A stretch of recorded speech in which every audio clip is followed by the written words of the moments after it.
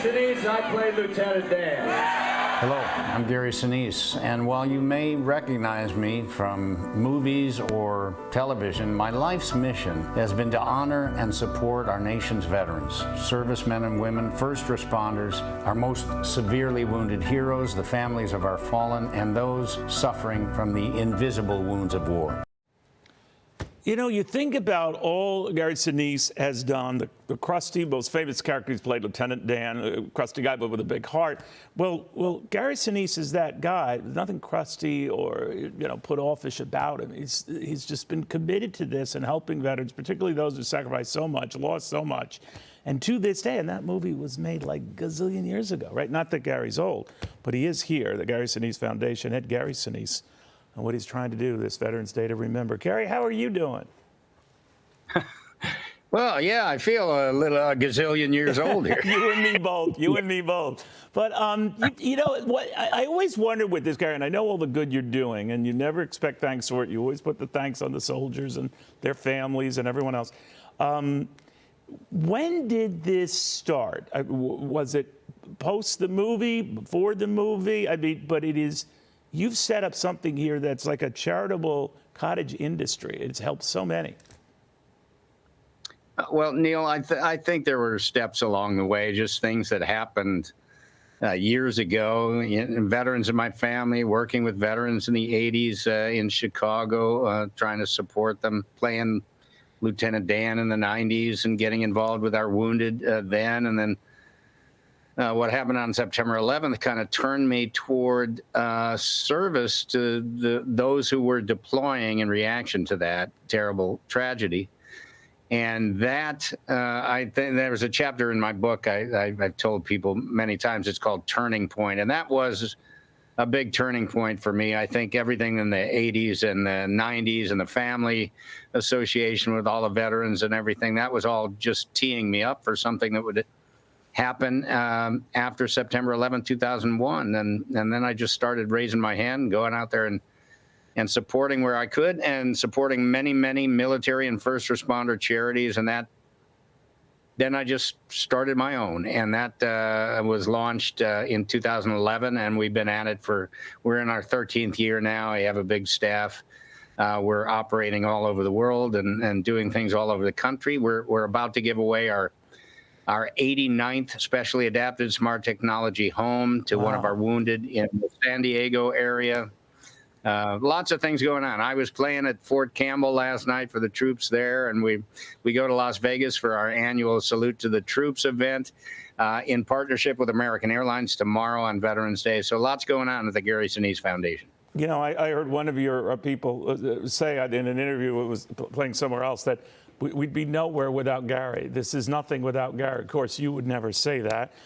She did. But this idea that you bring the audiences there, you bring the support there, but it's a lot of hard work. Now, obviously, you're doing it for a good purpose, and a lot of these families appreciate that. But it's almost like a limitless demand, right? I mean, just to keep up with the demand of some of our bravest who suffered so much.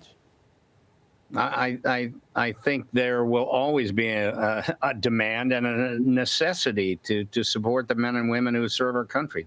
We should all do our part to make sure they know they're appreciated for what they do for us.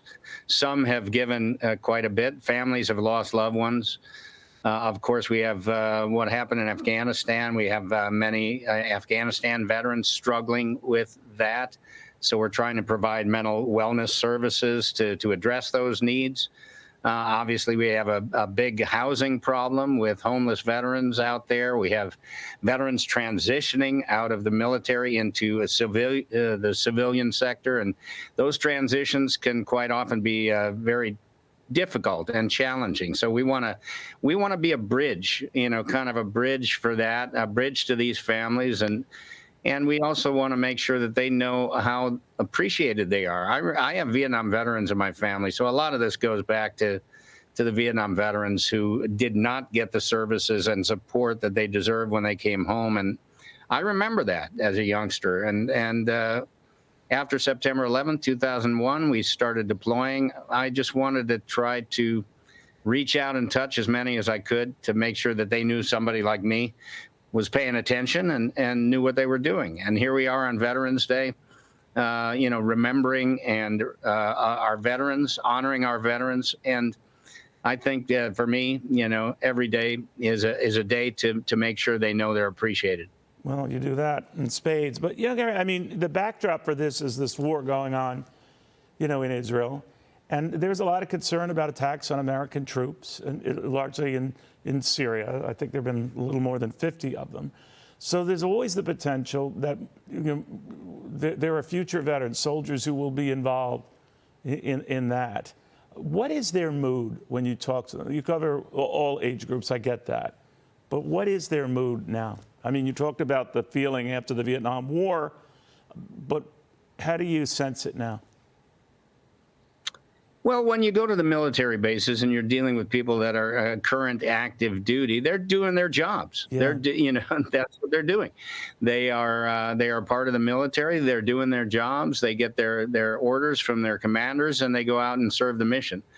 So I find that they're no less committed to doing that now than ever. I mean, that if you sign up for the military, you want to be there, and we have an all volunteer military. They sign up voluntarily to do it. We don't have a draft. So I found that people are still committed. I know there's a recruitment problem.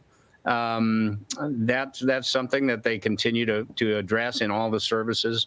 Our job at the Gary Sinise Foundation is to provide support to our first responders, their families, our military, our active duty, our veterans, and to just try to do everything we can to uplift them and make sure that they know that there's a grateful nation out there. I wrote a book years ago called, not too many years ago, but in 2019 it came out, called Grateful American, A Journey from Self to Service. It kind of tracks how the acting work kind of manifested itself into giving back.